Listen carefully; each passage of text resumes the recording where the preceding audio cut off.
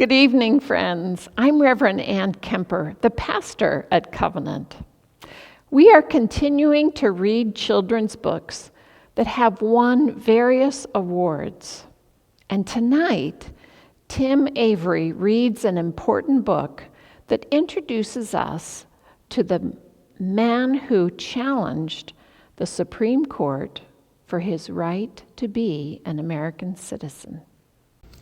Hey everybody, I'm Tim Avery, and I'm going to be reading a book for you today. This is I Am an American, the Wong Kim Ark Story.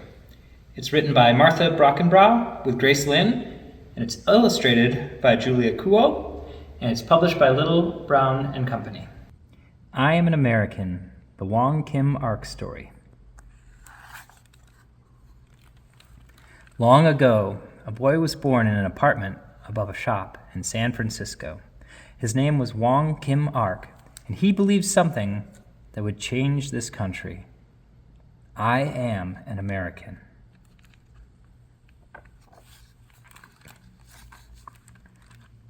From Kim Ark's apartment, he could hear the clang of San Francisco's brand new cable car. He could smell the mouth-watering food of Chinatown's many restaurants. He could stand on his street and look down at San Francisco Bay, which opened to the Pacific Ocean, which stretched all the way to China, where his parents had been born.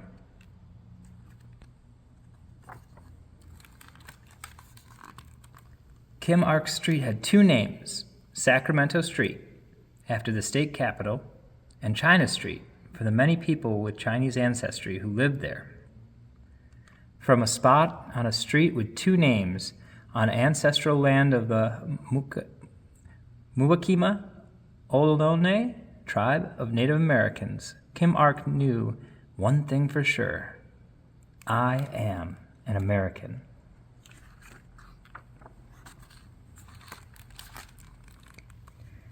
Many Chinese people, like his parents, had crossed the ocean, dreaming of a better life on Gold Mountain.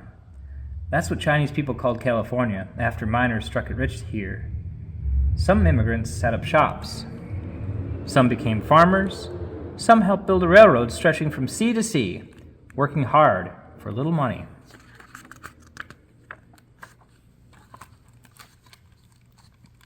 When Kim Ark was growing up, hard financial times hit. Many people blamed the Chinese.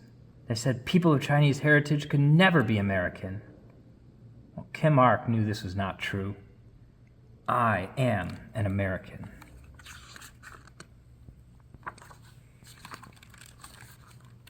Even so, the country soon passed a law that said Chinese workers could no longer come to the United States. The law meant his parents could never be U.S. citizens. It meant Chinese people couldn't have certain jobs. They couldn't live where they wanted. And some people were cruel to Chinese Americans. It became so hard to live in America that many decided to leave, including Kim Ark's mom and dad.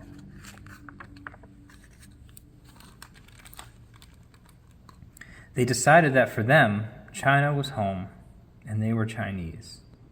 But for Kim Ark, America was home. He was American. He'd never even been to China until he visited his parents there after they moved.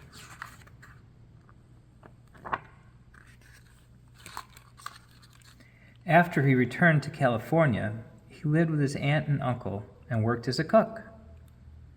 He was only 17. He missed his family. Kim Ark knew he might never see them again. But he knew his job in America paid more, which meant a better future.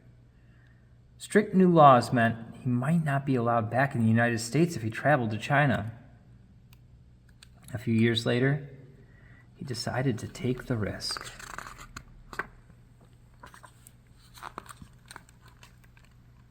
A law required him to find 3 white witnesses to sign a document swearing Kim Ark was born in California, that he was an American.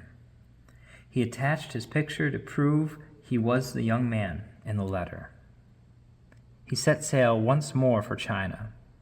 When he returned home to San Francisco, he showed a customs official his papers. "You are sure you were born here?" the official asked. "Yes," Kim Ark said.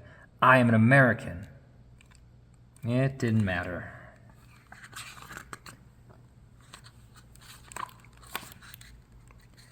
Authorities locked Kim Ark below deck, where it was cold, dark, and crowded.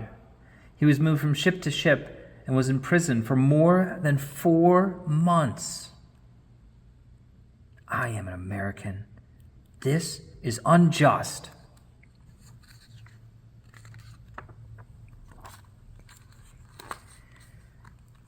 Other people believed Wong Kim Ark. With their help, he won a lawsuit in San Francisco and was freed from the ship. But the United States government wouldn't let him be. Wong Kim Ark's case went all the way to the highest court in the land.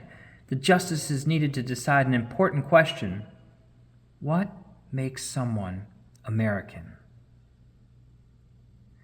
They looked to the U.S. Constitution. A part of it, the 14th Amendment, says anyone born in America is a citizen. But government lawyers said the Constitution didn't matter, that Kim Ark couldn't be a citizen because his Chinese ancestors had different customs and language from most people in America.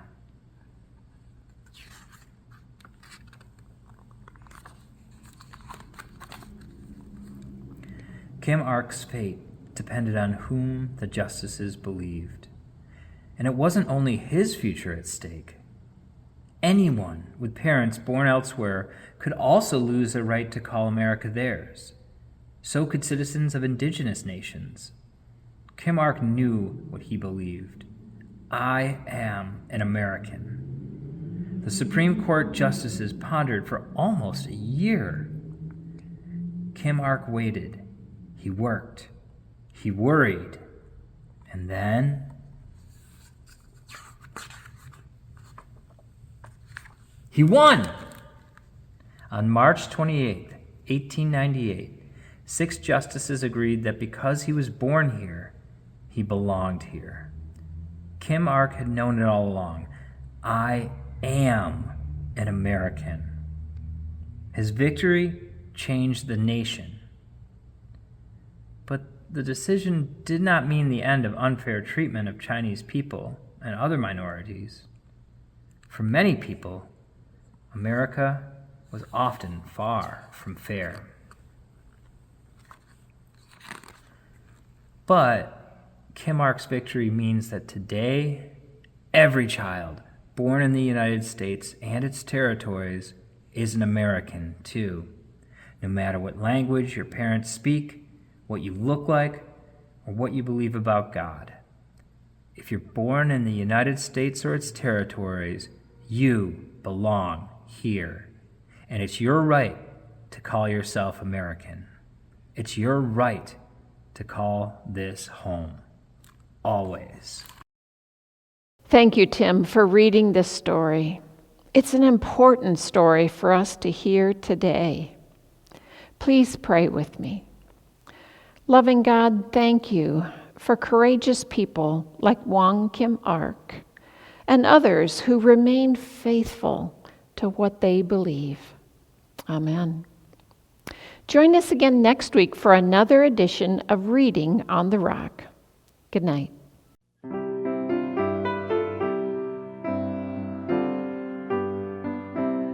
Reading on the Rock is presented by Covenant United Methodist Church in Rochester, New York. If you like Reading on the Rock, please give a donation on our website, covenantroc.org.